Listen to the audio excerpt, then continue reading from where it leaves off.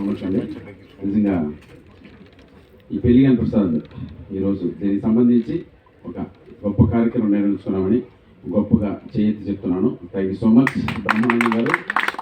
You made my day sir. And నాకు ఒక life ఇచ్చారని ఈరోజు నేను ఖచ్చితంగా చెప్పగలను మీ స్పీచ్తో. నిజంగా గుండె బరువెక్కింది.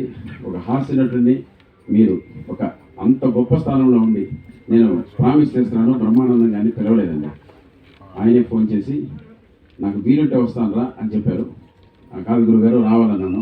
సరే ఎంతలా ఉంది, కొన్ని పరిస్థితులు బాగాలేదు, వస్తానో రానో అన్నారు. సరే గురుగారు అన్నాను.